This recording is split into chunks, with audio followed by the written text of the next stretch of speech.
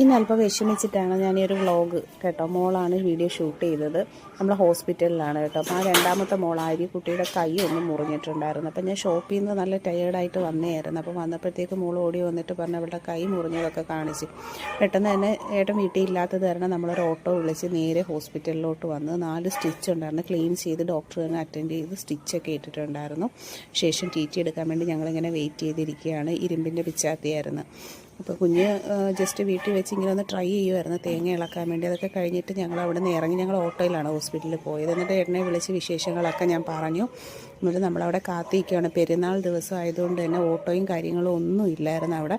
കുറേയേറെ ടൈം ഞങ്ങൾ റോഡിൽ വെയിറ്റ് ചെയ്ത് നിന്നിട്ട് പിന്നീടാണ് ഒരു ഓട്ടോ കിട്ടിയത്. അങ്ങനെ ഓട്ടോയിൽ കയറിയിട്ട് തിരിച്ച് നമ്മൾ വീട്ടിലേക്ക് വരികയാണ്. മോക്കപ്പോൾ TT എടുത്തു, സ്റ്റിച്ചൊക്കെ ഇട്ടായിരുന്നു, മെഡിസിനൊക്കെ തന്നു. പിന്നെ വീട്ടിൽ വന്നിട്ട് ഞാൻ മെഡിസിനൊക്കെ കൊടുത്തു കുഞ്ഞിന്.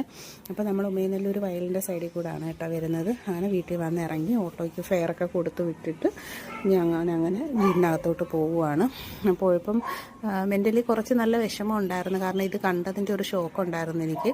പിന്നെ ഞാൻ വീട്ടിൽ വന്ന് അവളെ പിടിച്ചിരുത്തി കുറച്ച് ആശ്വസിപ്പിക്കുകയൊക്കെ ചെയ്തിട്ടുണ്ടായിരുന്നു. എന്നും നമുക്ക് ലൈഫിൽ സന്തോഷം മാത്രമല്ലല്ലോ, വിഷമങ്ങളും അതിൻ്റെ ഒപ്പം തന്നെ. ഒരു ബുക്കിൻ്റെ 2 സൈഡ്സ് എന്നുള്ളതുപോലെ എല്ലാം എല്ലാവരും എൻജോയ് ചെയ്യും.